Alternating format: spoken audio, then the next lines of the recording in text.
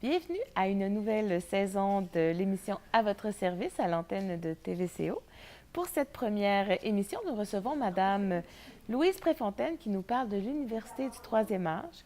Nous recevons également Madame Cathy Martin et Monsieur Jean-Pierre Champagne qui nous parle de Rêves d'automne. Il y aura également M. Clément Turgeon qui nous parle du marché de Noël et nous terminons l'émission avec M. Antoine Suzard qui nous parle de la coop de l'Arbre. Alors, bonne émission!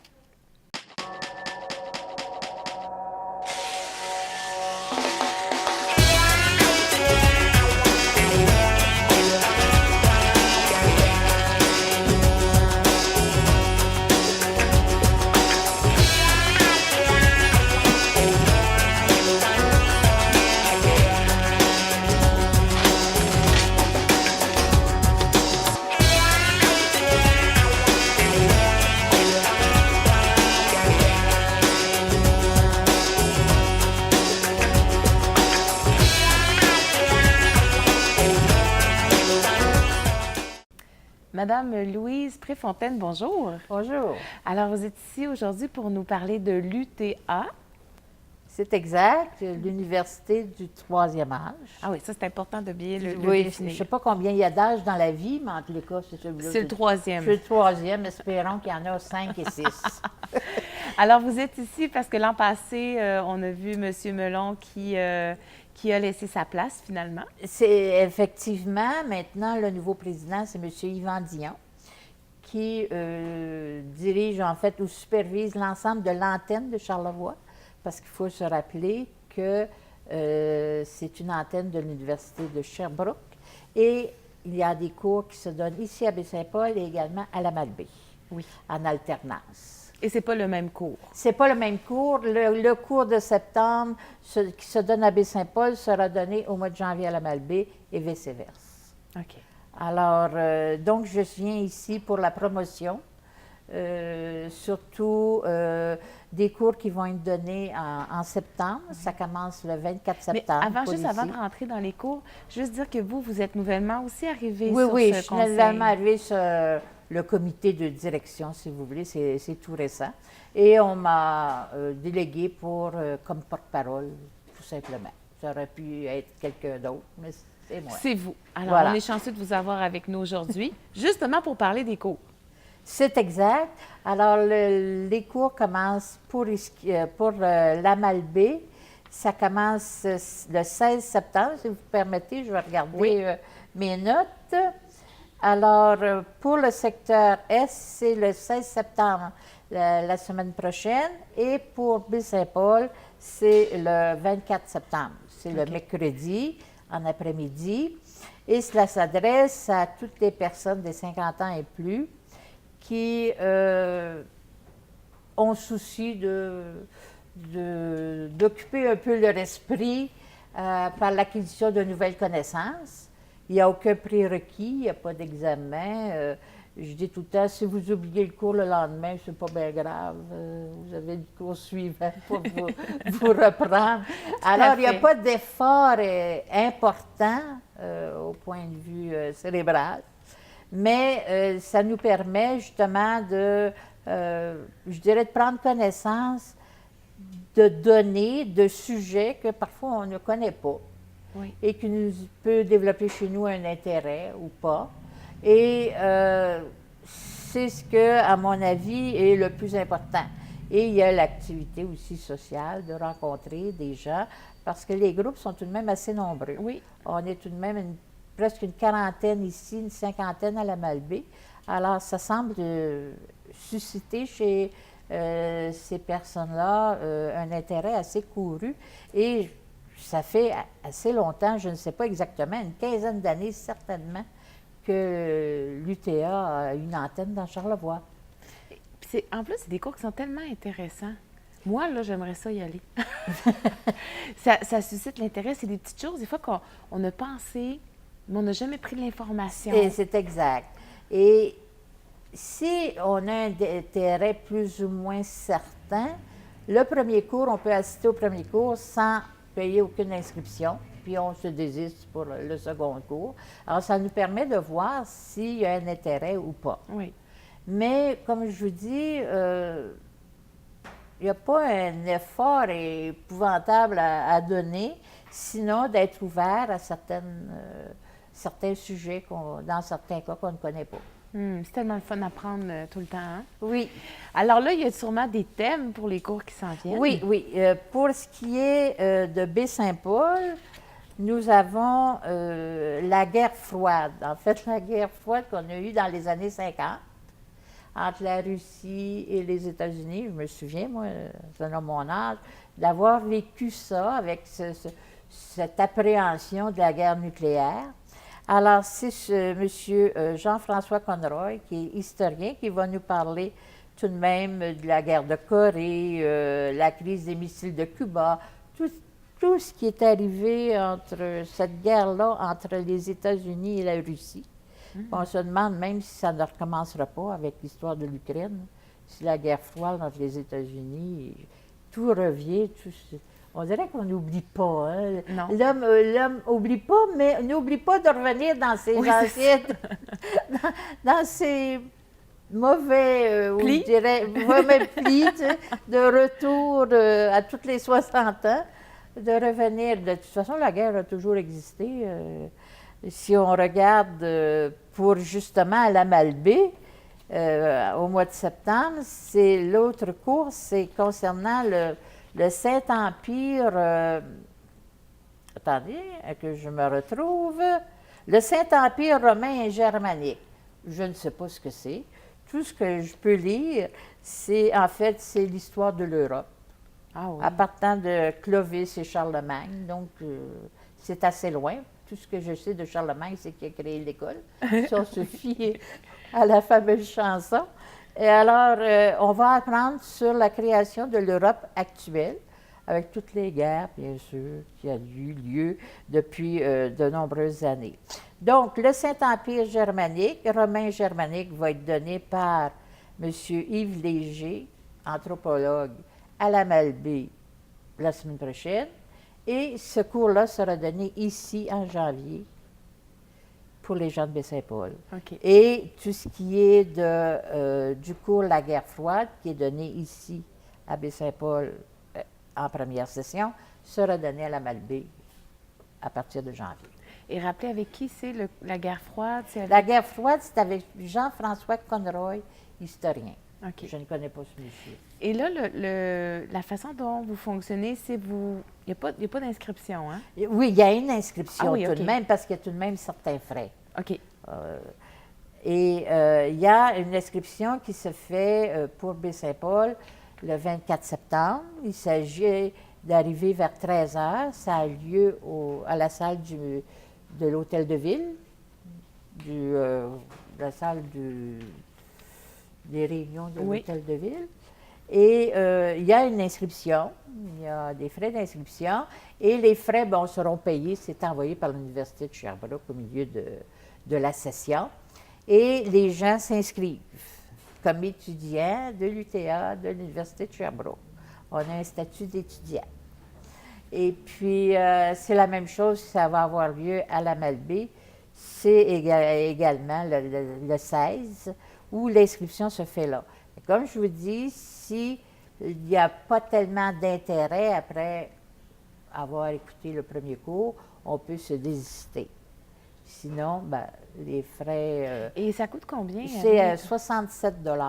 Pour toute la session? Pour toute la session. Alors, c'est même accessible à beaucoup de gens. Là. Et rappelez aux gens, c'est combien de cours? C'est, attendez, je vais vérifier, c'est une vingtaine d'heures. Voyez-vous, comme pour ce qui est pour nous, à Baie-Saint-Paul, ça commence le 24 septembre et ça va aller jusqu'au mois de novembre, le 12 novembre. Donc, c'est 20 heures. 20 heures pour 8 semaines. OK. Alors, ça finit au début novembre. Parfait. Et c'est la même chose pour la Malbaie également. C'est des OK. cours de 20 heures. Alors, on rappelle aux gens qui, le 24 septembre, De se présenter ici à l'Hôtel de Ville. Ça fera plaisir à tous les membres du comité de recevoir tous et chacun, les anciens et également les nouveaux qui voudront bien vouloir assister à ces cours. Et s'il y a des gens qui ont des questions, est-ce qu'ils peuvent appeler à quelque part? Oui. Si jamais il y a de l'information, pour plus de renseignements, il y a M. Jean Bergeron du comité ici, qui est au 418-435-5327. Et on peut me téléphoner, moi, Louise Préfontaine, au 435-3561. Alors, pour toute question, on vous appelle. Je trouve ça juste dommage que ça soit pour les 50 ans et plus. Bien, écoutez, Moi, je vais vous dire, vous pouvez tricher sur votre âge. Ah, c'est ça! Nous, on peut tricher vers le bas, mais vous pourriez tricher vers le haut. Vous savez... J'irai peut-être vous visiter. Mais Madame Préfontaine, je vous remercie beaucoup d'avoir été avec nous. Ça Je vous souhaite une belle session en tant qu'étudiante de l'université. Merci. Alors, à bientôt. Au revoir.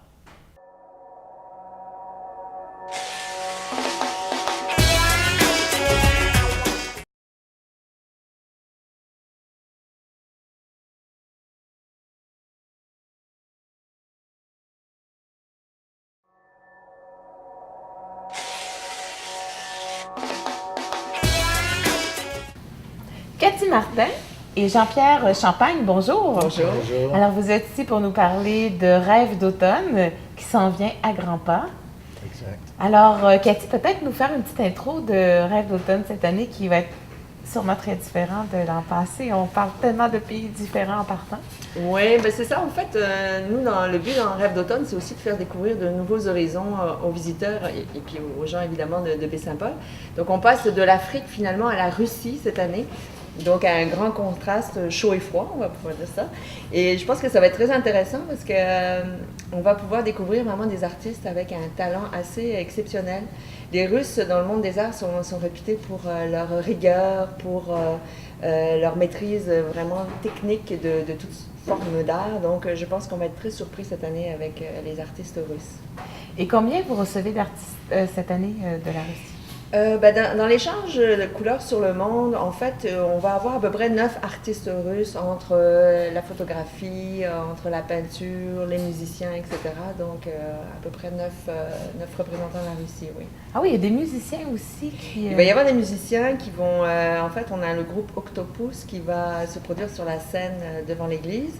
Ce sont des gens de Montréal, qui vivent à Montréal, mais qui font de la musique de l'Est, donc et qui vont nous présenter quelques morceaux un petit peu plus sur la thématique russe. Oui. Ça va tellement être intéressant. C'est parce que je me rappelle l'an passé, je me dis, on s'en va tellement dans d'autres choses, là, ça va être à découvrir. Très différent, donc des choses très différentes, mais avec des concepts un peu similaires. Il va y avoir aussi des soupers, donc à saveur russe. Donc les gens vont pouvoir aller chez Bouquet, au Mouton Noir, donc pour des soirées assez, je pense, qui vont être assez enlevantes parce qu'on sait que la culture russe aussi est très festive, donc je pense que ça va être très, très, très intéressant et très joyeux. Donc on invite les gens à réserver dès à présent parce qu'en général, ça se remplit très vite. Là, c'est ça, tu nous parles de, justement de souper et tout ça. Jean-Pierre, toi, tu es là pour nous parler des bénévoles. Mais tant qu'à être dans les soupers, peux-tu nous parler un petit peu de la programmation, finalement? Oui. Alors, c'est certain que donc déjà Rêve d'automne, ça va être du 26 septembre au 5 octobre, donc très, très prochainement. On va commencer avec l'ouverture, donc le vendredi 26 septembre, avec la place Rêve d'automne. Donc, la place Rêve d'automne, c'est le carrefour culturel Paul Médéric qui devient finalement le quartier général de Rêve d'automne.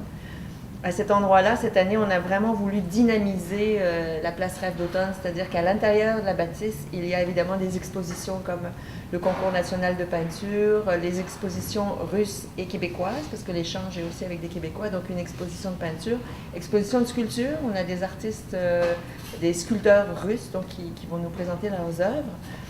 Et à l'extérieur de Place Rêve d'automne, donc là, il va y avoir la première fin de semaine à peu près une quinzaine d'artistes peintres en direct pour toute la fin de semaine.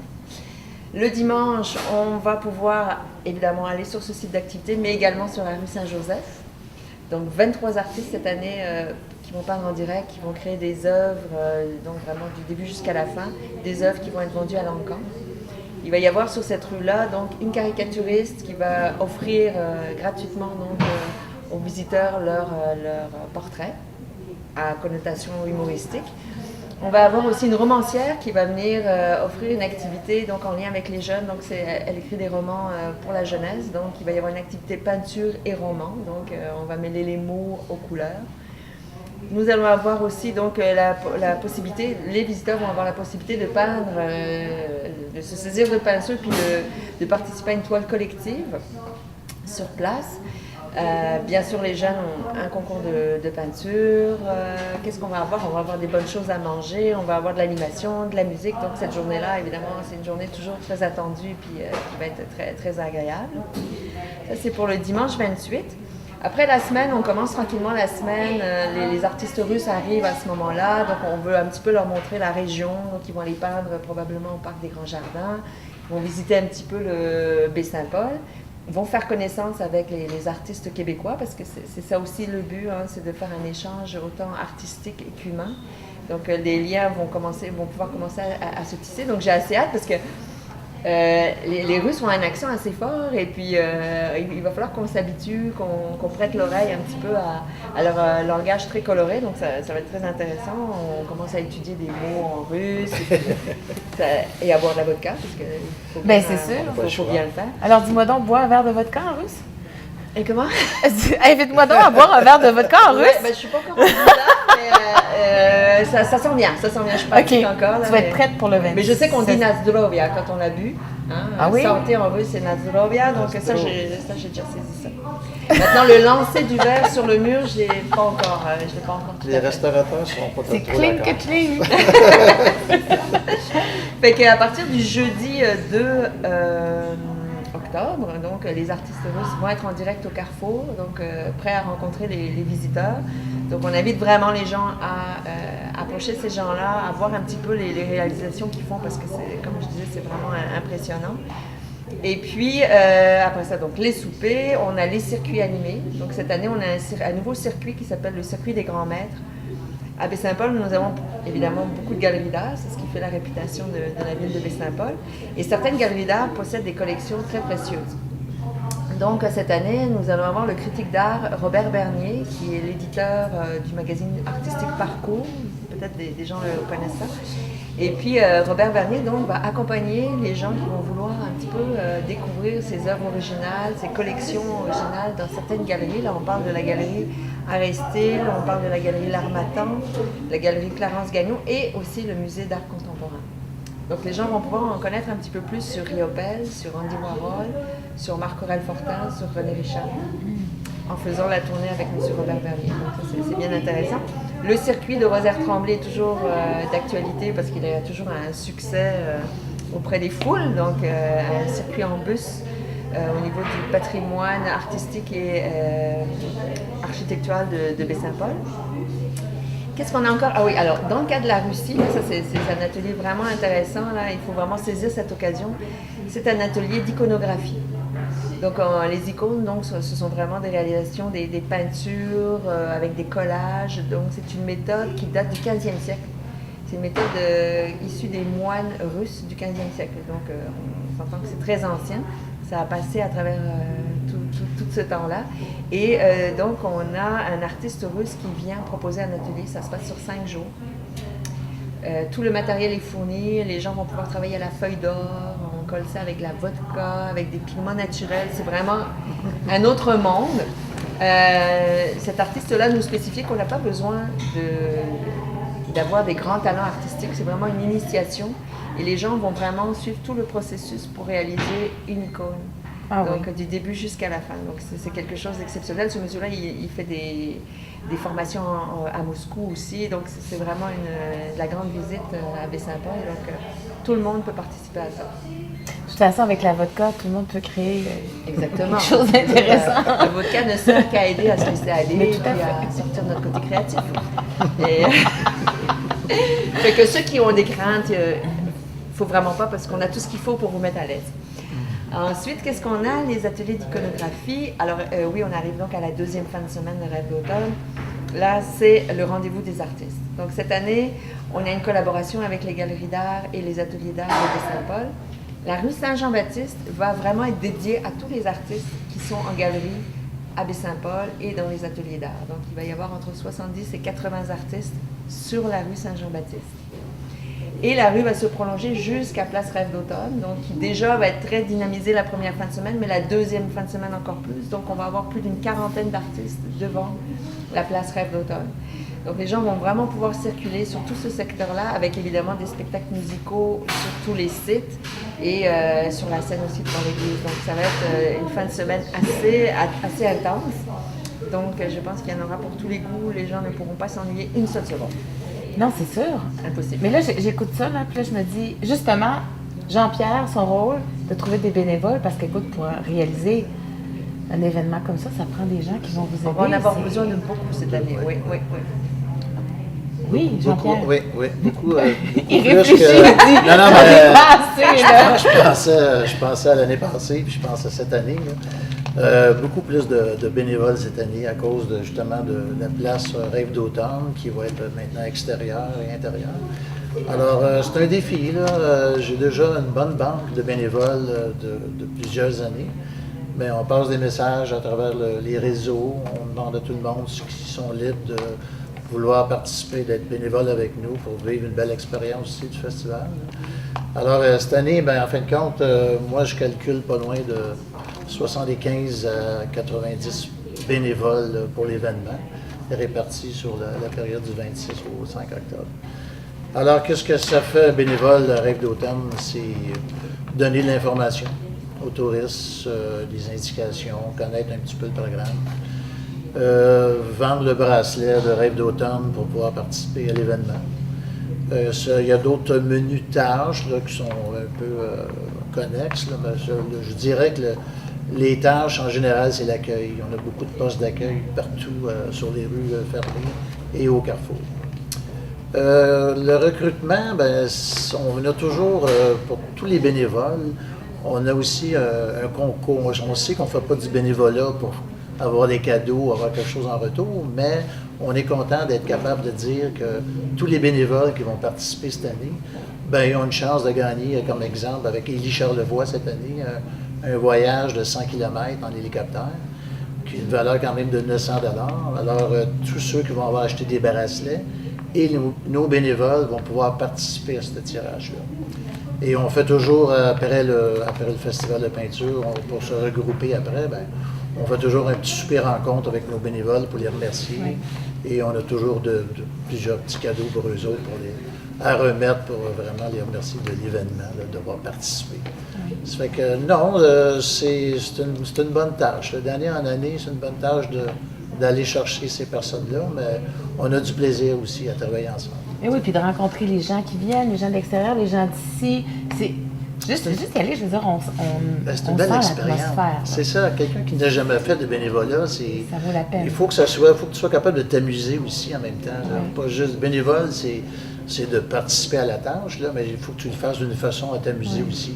Puis ça, on s'occupe de ça. Puis à Rêve d'Automne, là, je veux dire, tu n'es pas obligé de donner 10 heures en ligne. Là. Non. Si j'ai 3 heures, j'ai 3 heures, je peux donner 3 heures. Moi, j'ai des quarts de travail, des quarts de bénévolat du matin ou d'après-midi, ou des journées complètes. Mais je dis, le monde qui sont disponibles à me laisser quelques heures, on prend tous les bénévoles qui sont disponibles, ça nous fait plaisir. Fait que je ne sais pas si je peux quand même laisser un numéro de téléphone. Mais tout à fait, il faut. Oui, c'est ça, parce que j'ai pensé peut-être de laisser pour ceux qui seraient intéressés à être avec nous cette année. Là. Par Internet, il y a Rêve d'Automne à commercial charlevoix.net. Et vous pouvez nous rejoindre à nos bureaux aussi au 418-435-5875. OK.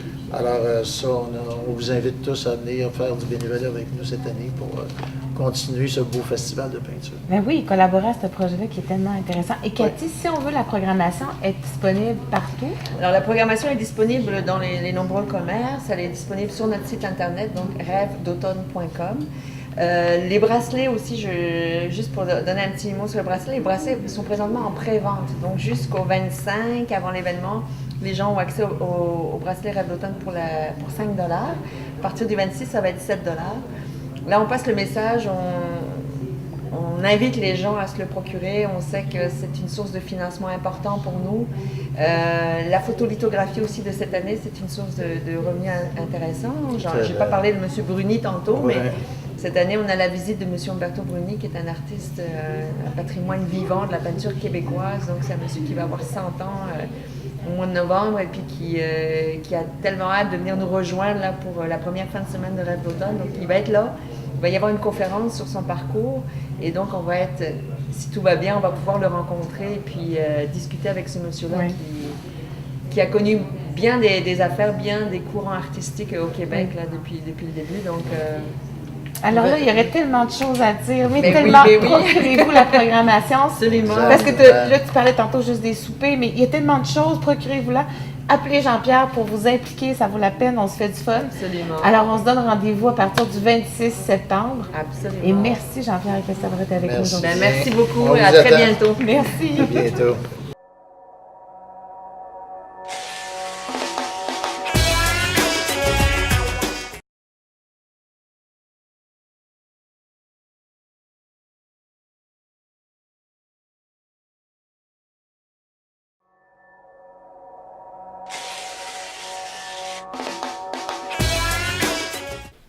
Clément Turgeon, bonjour. Bonjour. Alors, Clément, tu es avec nous pour nous parler du marché de Noël. Oui, exactement. Alors, il y a des petits changements cette année avec le marché de Noël.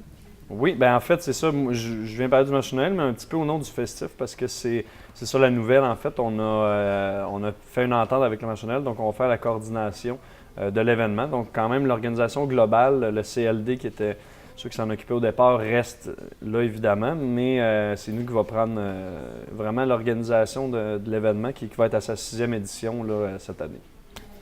Le festif a été choisi pour le marché de Noël. Oui. Avant, c'était qui s'en occupait? On pourrait peut-être parler un petit peu c'est ça, de l'édition de l'an passé.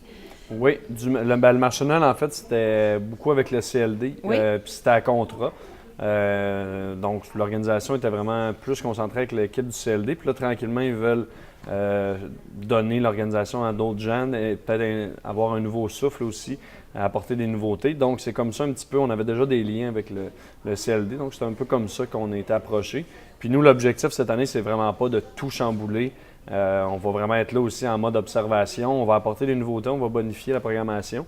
L'objectif, c'est pas non plus d'aller dans notre créneau qui est musical, parce que le marché de Noël, à la base, c'est les commerces, c'est les kiosques, c'est les produits locaux.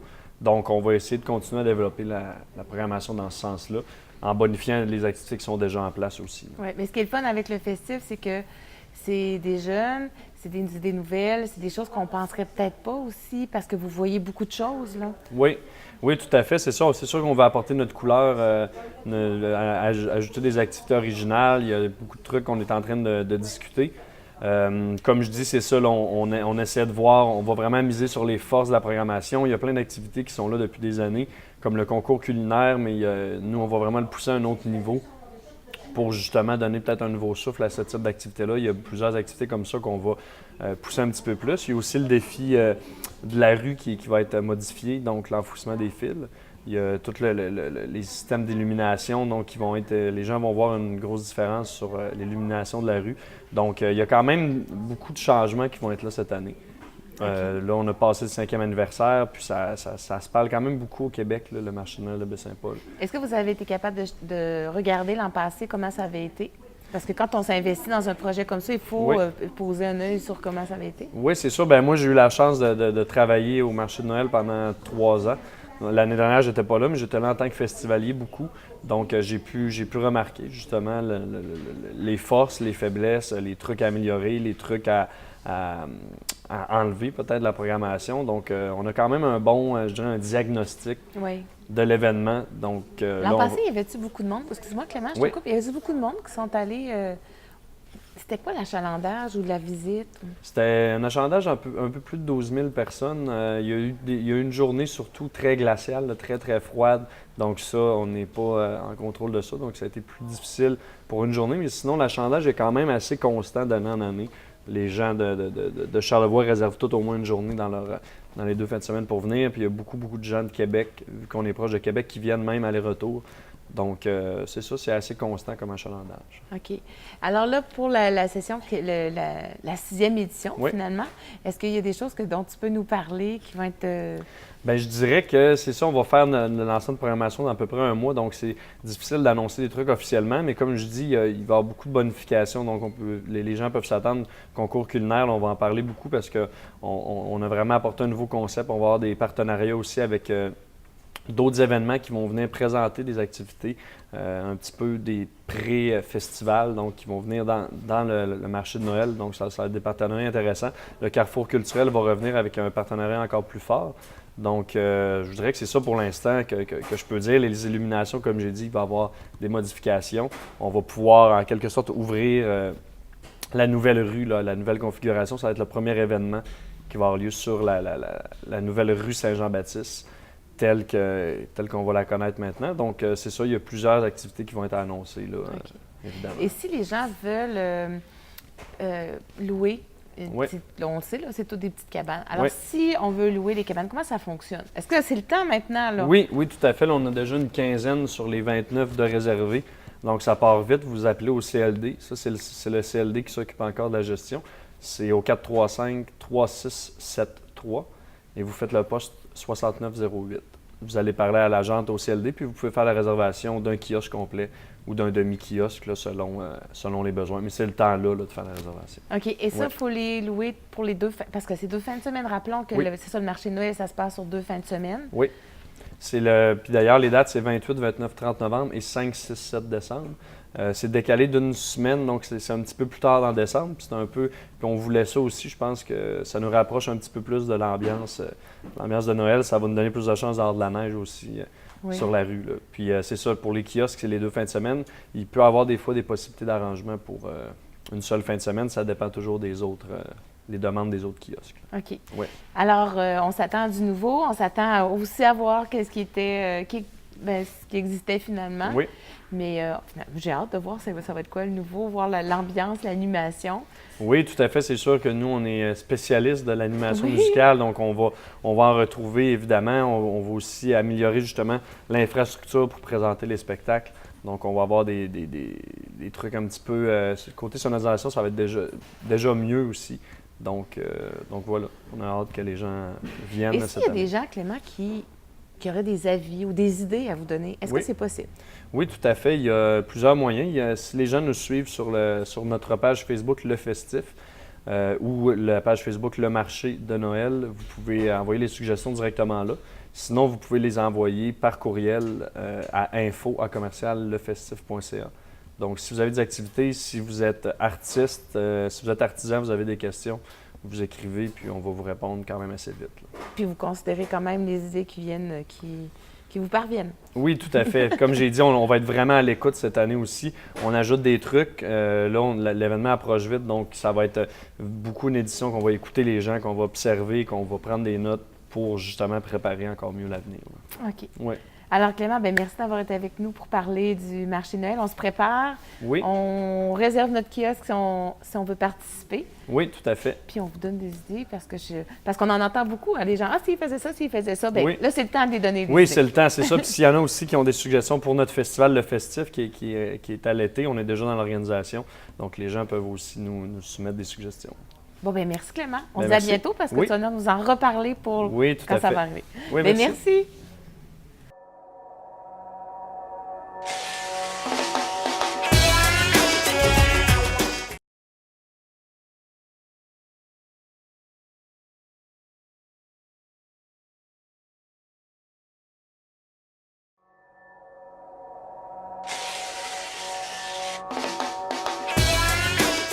Antoine Suzard, bonjour. Bonjour. Alors Antoine, on te connaît comme coordonnateur de la Coop de l'Arbre, c'est bien ça? Oui, tout à fait. Là, je ne vais pas te débaptiser ou te donner d'autres titres, mais coordonnateur. Alors, Oui. ça fait combien de temps, Antoine?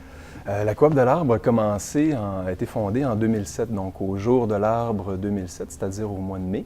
Et puis, depuis ce temps-là, donc, j'assume la coordination et autres tâches connexes de représentation de la Coop de l'Arbre depuis cette époque-là, qui était une toute petite coopérative de solidarité, dont j'ai été le premier travailleur, justement, au début, et aujourd'hui, qui compte une quinzaine d'employés qui travaillent dans ces différents secteurs. OK. Alors, tu dis que tu étais le premier employé, mais c'est toi qui as fondé la coop? On était un groupe de fondateurs. Donc, OK. pour fonder une coopérative de solidarité, il faut être 5 fondateurs qui représentent les différentes catégories. Une coop de solidarité, il y a des membres travailleurs, il y a des membres soutien et il y a des membres utilisateurs qui sont les usagers, ou les fournisseurs de services de la coopérative. Et à ce moment-là, donc, on était un noyau de 5 fondateurs et on a lancé ça, on a mis ça au jour, donc, au jour de l'arbre, de l'année 2007. Et petit à petit, l'organisation est passée d'une organisation en démarrage à une organisation qui est aujourd'hui, qui maintient une activité, un volume d'affaires assez respectable avec un nombre d'employés intéressant, puis qui permet de faire donc plusieurs choses dans la région. Quand tu dis un nombre d'employés, vous êtes 15, si Oui, je me trompe on est une pas. quinzaine, oui. C'est quand même une belle équipe. Oui, tout à fait. La moitié de l'effectif travaille je dirais que la majorité des gens doivent nous connaître au niveau des services arboricoles. Donc, on se promène un peu partout à Baie-Saint-Paul, dans Charlevoix, chez les hôteliers, chez les individus, pour les organisations publiques, le ministère des Transports, etc., pour soigner les arbres. Donc, faire de l'élagage, faire de l'abattage d'arbres dangereux, s'occuper des arbres fruitiers, s'occuper de la fertilisation. Bref, toute la panoplie de services reliés à l'arboriculture et aussi à la création de sentiers, un peu de travail forestier également au travers. Et la majorité, donc 50 de notre effectif, travaille dans ce secteur-là. Et les autres employés, les autres membres travailleurs, travaillent dans le secteur d'ébénisterie, menuiserie de la coopérative et au niveau de nos services éducatifs qui gravitent autour d'Habitat 07 à Baie-Saint-Paul, sur le bord du fleuve. Et là, tu nommes tout ça, Antoine, et je me dis, on connaît tellement pas la coop. Là, je suis en train de débaptiser. C'est pas toi que je débaptise, c'est la coopérative de l'arbre. Alors là, tu disais, il y a tout ce qui a rapport aux arbres. Il y a de l'ébénisterie, que c'est un volet que je ne connaissais pas, et l'éducation qui est avec Habitat 07. Alors, l'ébénisterie, vous faites quoi dans ce ce qu'il faut volet-là? peut-être juste mettre le contexte, c'est qu'au fond, tout découle de l'arbre. La mission de la coopérative, c'est de faire la promotion de l'importance de l'arbre, donc par ses services arboricoles. Et le lien avec l'ébénisterie, c'est qu'on s'était mis, lors d'abattage de nos arbres, à récupérer les bio, les scier sur mesure, pour faire des projets de mobilier avec ça. Donc, c'était toute une idée de dire, tout ce qu'on fait gravite autour de ce végétal qu'est l'arbre. Donc, au niveau des services, au niveau des produits, par l'ébénisterie, et aussi au niveau de notre mandat éducatif à partir d'Habitat 07, on parle quand même beaucoup du matériau bois dans la construction, de plein de principes reliés de près ou de loin à l'arboriculture. Mais pour répondre plus précisément à la question de la menuiserie, donc on est parti de la récupération de bio.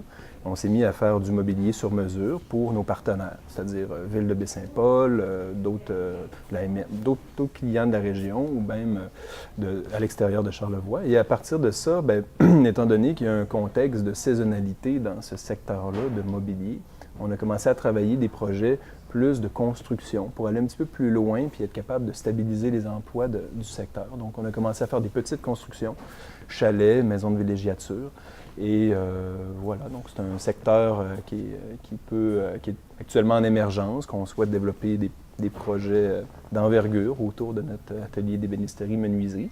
Mais pour l'instant, ce qu'on fait, c'est donc du mobilier sur mesure, souvent teinté d'une signature très artisanale, d'une décoration intéressante. Et aussi, pour les partenaires, on va répondre à des mandats, exemple, des différents contrats qui peuvent être faits de mobilier, de panneaux d'interprétation, de construction pour Groupe Le Massif, autant que pour la Ville de Baie-Saint-Paul, des besoins qu'on répond sur mesure. Alors, comme les gares de train, c'est vous qui les avez fait? Oui, au niveau de Réseau Charlevoix, ça c'est un partenaire public aussi, donc depuis 2013 avec Réseau. On a travaillé dans une formule pour faciliter le travail de gestion de projet de leur côté pour que ça aille plus rapidement, etc. Donc, il y avait des éléments de préfabrication qui sont faits par la coopérative. Autant que pour, tantôt je mentionnais Groupe Le Massif, mais au niveau de la montagne du snowpark, à un moment donné, ils voulaient faire une espèce de clôture pour baliser ça avec une arche d'accueil impressionnante. Donc là, ça, c'est des travaux qu'on va faire en atelier, puis ensuite qu'on va installer sur place ou faire installer sur place.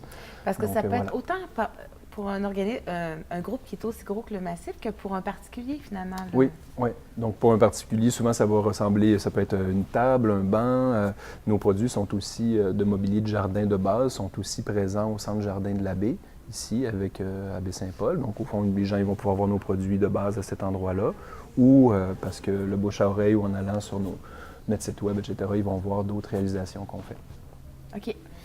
Alors, on peut aller sur le site, justement, voir, Oui. nous donner une idée de ce que vous faites. Oui, tout à fait. Le site web de la Coop de l'Arbre, c'est www.coopdelarbre.org. Mais aussi, peut-être ce qui est le plus fun et le plus dynamique, c'est la page Facebook de l'organisation qui est alimentée par les travailleurs, puis qui est plus, je dirais, peut-être punché, un peu moins corpo, qui est plus vivant, puis qui va être mis à jour de manière plus régulière que le site Internet. Et là, ça permet de voir autant le visage des travailleurs, des gens qui composent la coop, autant les activités, les services ou les produits qu'on crée ou auxquels on participe. OK. Et là, il y a le volet aussi éducatif. Oui. Que, justement, Habitat 07. Oui. Comment vous présentez ce volet-là? Habitat 07, au fond, c'est né, ce projet-là. On a commencé à discuter avec la Ville de Baie-Saint-Paul en 2008. On trouvait que l'endroit était magnifique. Nous, il incarnait les valeurs de notre organisation qui travaille, oui, au niveau de l'art, mais qui travaille de manière générale en développement durable régional. Et quand on voyait ça, on trouvait qu'il y avait énormément de composantes dans la maison au niveau des énergies renouvelables, au niveau du matériau bois, de l'isolation naturelle, proche du boisé du quai, qui est un écosystème vraiment intéressant. Donc pour nous, on se dit, ça incarne bien les valeurs de notre organisation, puis on pourrait travailler avec la Ville à valoriser cet endroit-là, à le rendre plus dynamique, puis espérer un jour qu'il y ait une activité annuelle sur place. C'est ça qui est l'objectif. Et à ce moment-là, en 2009, a commencé, on a travaillé les démarches avec la Ville en 2008, puis en 2009, on a assis un partenariat qui s'est fait, donc qui s'est renouvelé annuellement chaque année jusqu'en 2013, où que là, on a commencé à pousser plus loin ce travail-là avec la Ville pour vraiment créer à partir d'Habitat 07 la Maison du développement durable de Charlevoix. Donc ça, c'est sur quoi on travaille maintenant, c'est-à-dire renforcer ses rôles éducatifs, oui, parler de la construction écologique, mais aussi parler de l'interprétation de la nature, faire le lien avec le transport durable, d'où la création du service BESIC, travailler au niveau de l'appui aux organisations publiques en gestion de projets environnementaux. Donc ça, c'est différentes choses qui sont faites et qui vont continuer à se faire à partir d'Habitat 07 pour les prochaines années. Et jusqu'à maintenant, de 2009 à aujourd'hui, à chaque année, au fond, on anime ce bâtiment-là, puis à chaque année, on ajoute un petit plus à Habitat 07. Donc, en 2009, c'était vraiment de créer une visite d'interprétation dynamique. En 2010, on a créé le café d'été qui est opéré par Forum Jeunesse. 2011, on a ajouté la visite audiovisuelle faite avec des technologies de l'information récupérées. On a refait des vieux ordinateurs en bois, on a récupéré le stock shot de Télé-Québec pour faire des capsules informatives super intéressantes sur Habitat. Ça, c'était 2011. Il y a eu ensuite BC qui est arrivé. Et là, on travaille maintenant aussi avec l'Hôtel La Ferme avec une activité d'animation à partir du train jusqu'à Habitat 07. Et prochainement, en tout cas, j'espère dans les prochaines semaines, on va aussi pouvoir ajouter un toit terrasse sur le toit vert à Habitat 07 pour permettre aux gens qui vont venir à Habitat 07 de sortir, de voir à l'extérieur ce coup de cœur-là, ce coup d'œil-là qui est magnifique, qui est la bordure du fleuve Saint-Laurent à partir d'Habitat 07. Donc voilà, c'est ce qu'on fait à Habitat. Et tu parlais tantôt de Bicycle. Oui. Ce projet-là, tu parlais de l'environnement, tu parlais de la sensibilisation. Alors, qu'est-ce qu'on trouve avec Bicycle? Bicycle, aussi, son contexte, c'est qu'à partir d'Habitat 07, on se rendait compte que les gens venaient en char ou les citoyens peuvent venir à pied, mais les visiteurs doivent venir en auto. Et on trouvait comme organisme en développement durable qu'il aurait été plutôt conséquent d'offrir une autre manière de faire.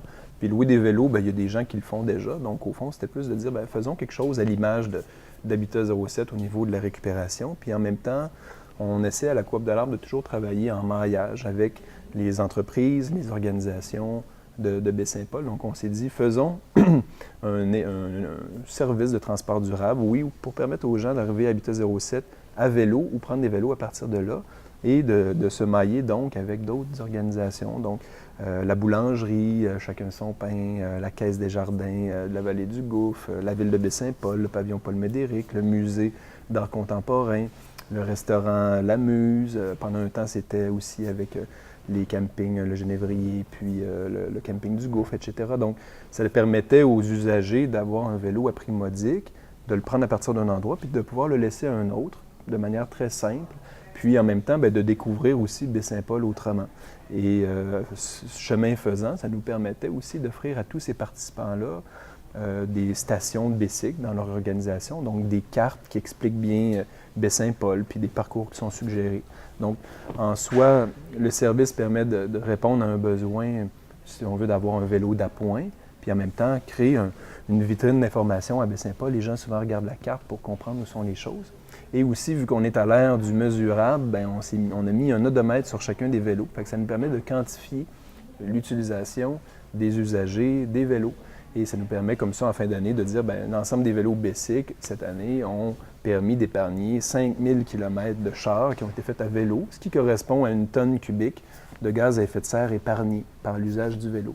Donc, ça, c'est grosso modo le service Bessic. Et cette année, en 2014, la particularité, c'est que Bessic, son nom vient de Baie-Saint-Paul, mais peut aussi venir de la Malbaie. Donc, l'élément B fait un lien dans tout Charlevoix. Et cette année, grâce à Réseau Charlevoix, qui est l'organisme qui gère l'équipement public en partie à partir de l'Hôtel La Ferme, on a pu mettre nos vélos dans le train, si on veut, puis à partir de la navette plus communautaire, maintenant, ça nous permet d'avoir Bessic, à Saint-Joseph-de-la-Rive, à la papeterie Saint-Gilles, à Saint-Irénée et également à la Malbaie.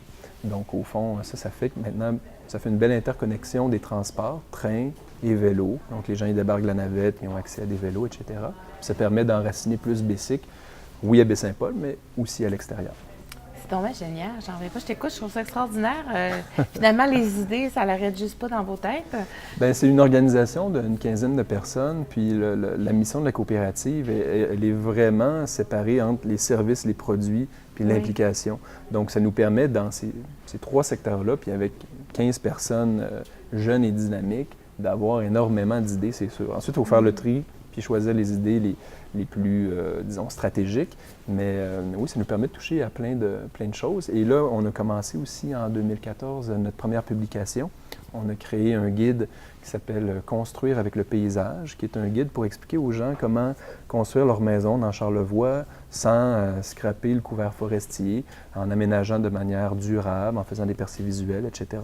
Donc ça, c'est aussi un créneau vers lequel la coopérative va aller, vers le créneau de publication. Ça fait des outils concrets qui répondent à certains besoins.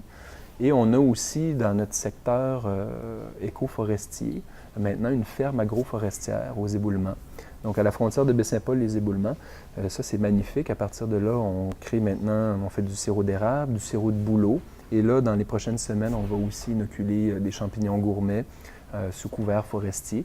Donc, ça, c'est vraiment intéressant. Puis ça nous permet de faire vivre notre mission éco-forestière. Parce qu'à Coop de l'Arbre, au travers de toutes ces actions-là, aussi une mission de parler de l'arbre, mais aussi dans un contexte forestier. Puis comment peut-on aménager cette ressource-là sans juste le couper? Donc oui, le couper pour faire des meubles ou des maisons, mais il y a moyen aussi de l'utiliser de d'autres façons. Et c'est ce qu'on présente à la ferme agroforestière, qui est un projet qu'on pilote depuis 2012. Ah oui. Je t'écouterai pendant plusieurs minutes. Juste pour venir à Bessic, est-ce que si moi j'ai des vélos que je ne veux plus, vous les récupérez? Oui, tout à fait. Okay. Oui. Vous avez juste à appeler Habitat 07 au 435-5514. Puis à ce moment-là, on va donner suite à ça, puis on va récupérer les vélos. Selon l'état, là. Des fois, on les utilise juste pour les pièces, d'autres fois pour les reconditionner.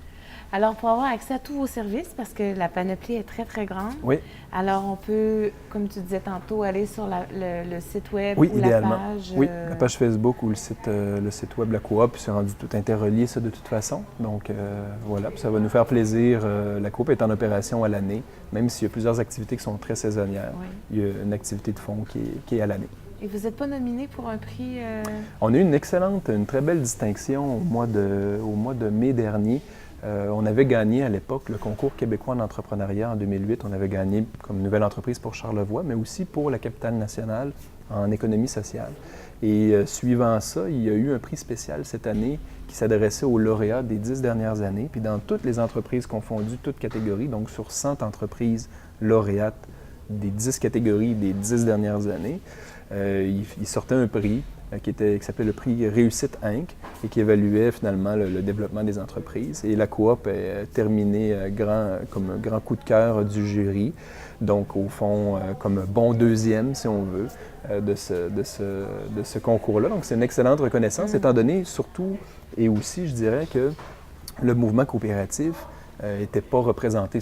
On parle plus d'entreprises privées. Donc, au fond, nous, il y a quand même un élément de plus dans notre organisation, c'est qu'on compose avec des valeurs de coopération, d'entraide, des valeurs de primauté de l'individu sur le profit.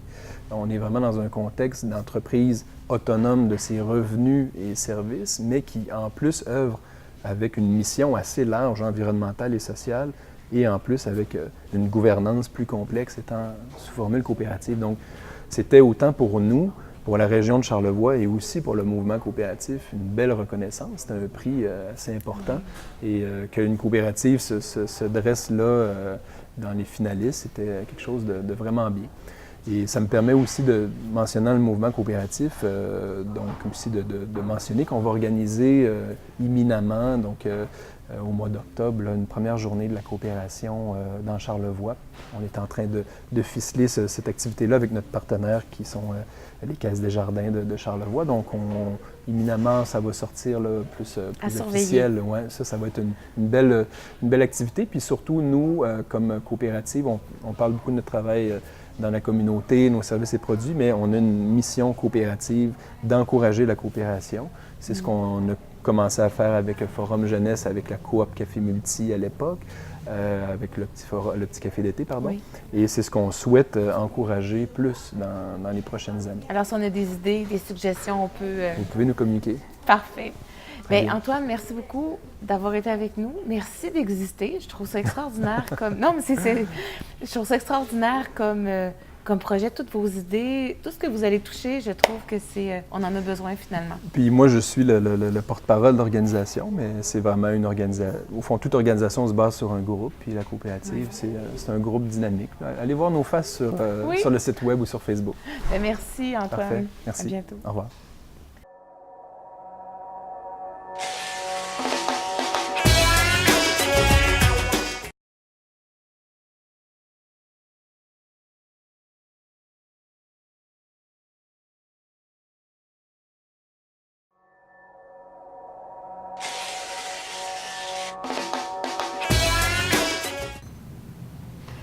Monsieur Serge Filion et Monsieur Marc Bertrand, bonjour.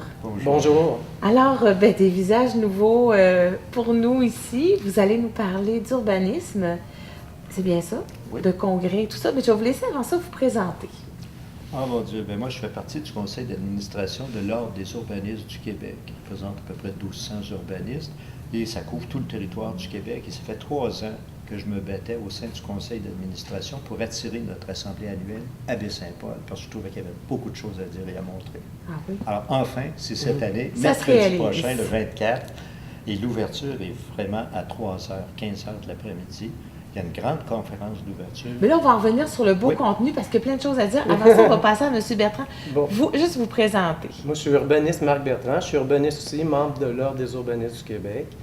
Et je suis également chargé de projet du parc nautique de la MRC de Charlevoix, ici, qui est piloté par la MRC et par le CLD de Charlevoix. Et pour nous présenter ensemble, il y a aussi le fait que Serge et moi avons travaillé ensemble. Nous sommes des copains de connivence depuis nombre d'années. OK. Dans les tout débuts de la promenade Samuel de Champlain, d'ailleurs. Fait que c'est pour ça que Serge et moi sommes liés pour nombre d'années encore, j'espère. Alors, vous vous êtes impliqué aussi un peu dans cet événement-là dont on va parler? Oui, membre du comité organisateur, OK. sous la présidence de Serge. Alors là, cet événement-là, c'est particulier. C'est pas quelque chose qu'on a l'habitude ici. Hein? On est plus une ville d'art et tout ça. Et là, cette forme d'art-là, on va dire, ça vient ici avec un super beau congrès et il y a des événements que le public va pouvoir aller.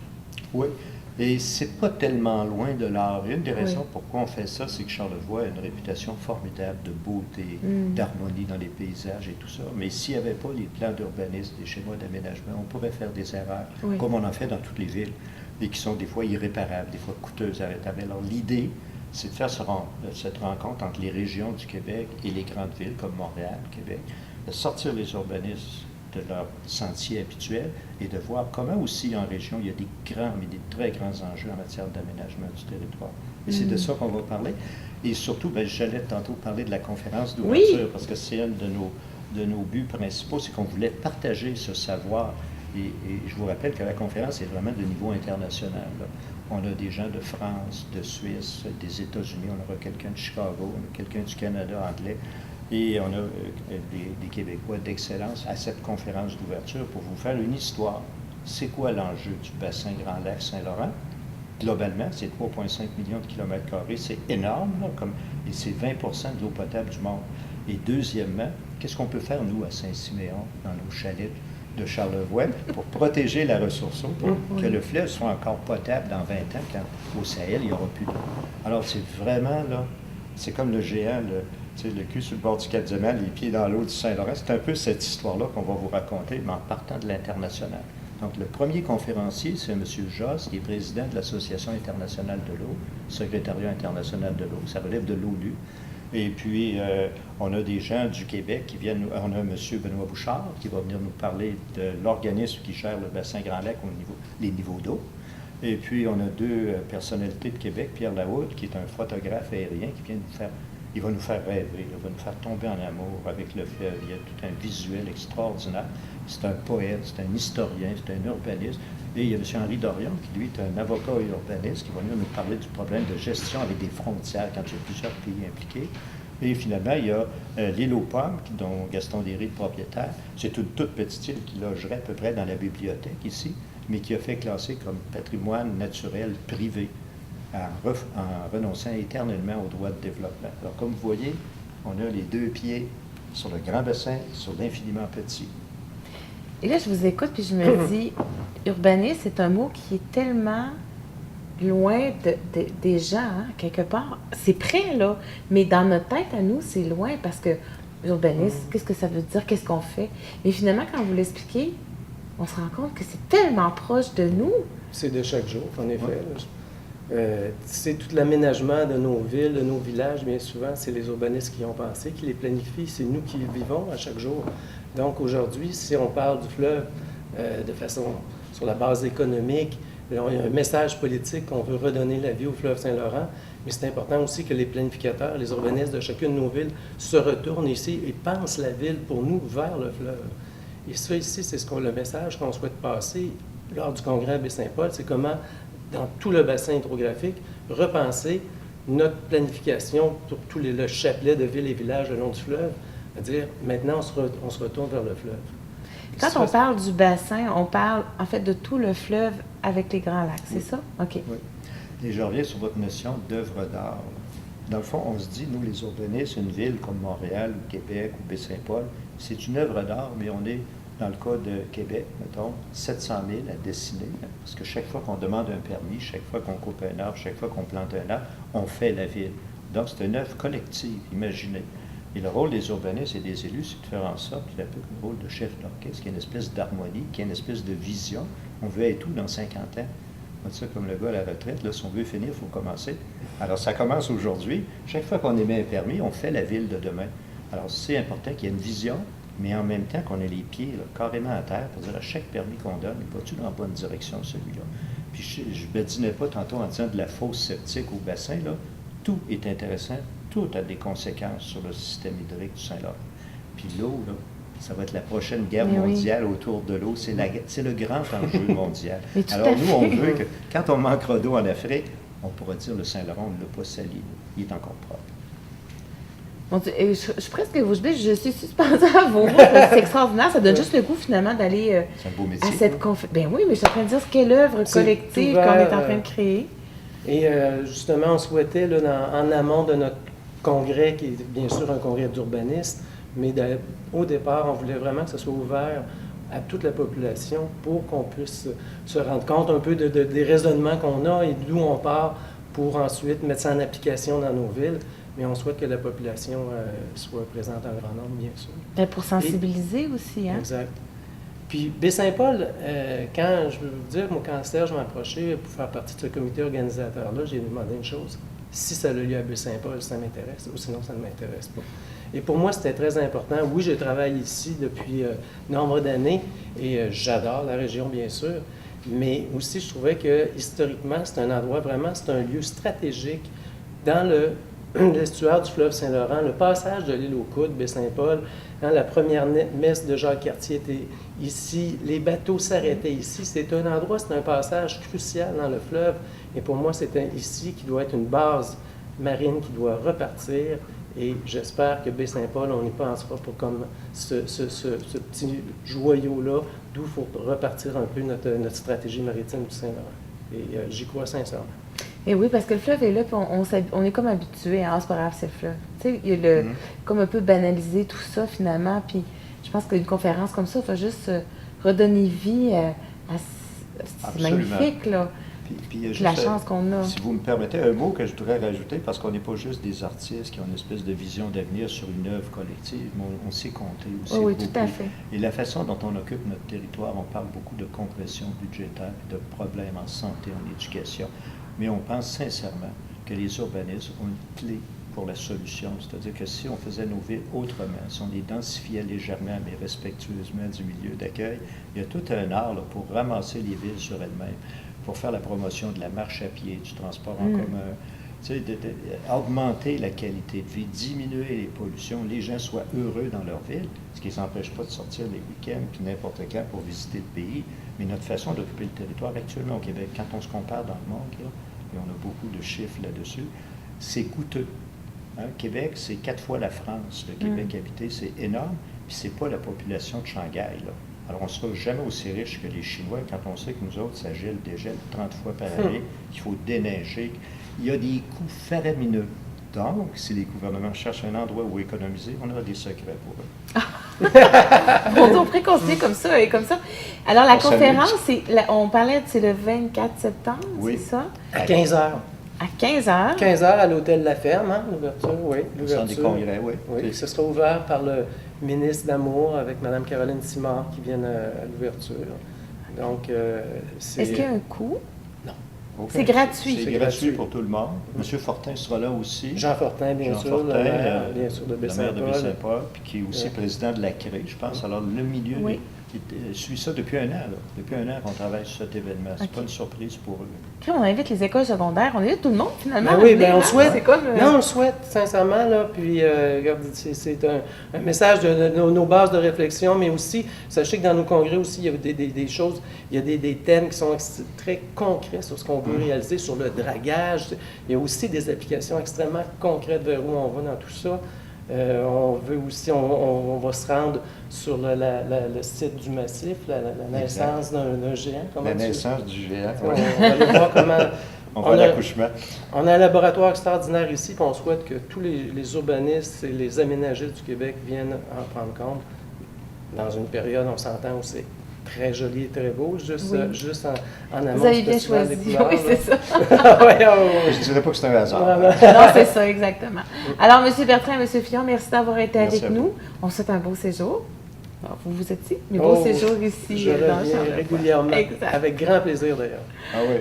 Alors, c'est une invitation pour le 24 septembre à 3h et c'est gratuit. Pas mal. Parfait. Merci beaucoup. Merci à vous surtout.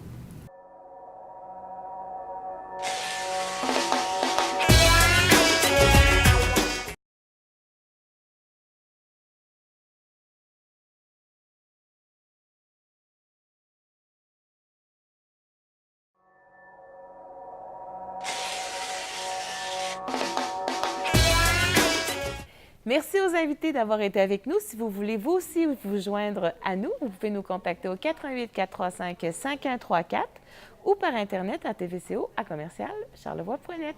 Merci d'avoir été avec nous. À la semaine prochaine.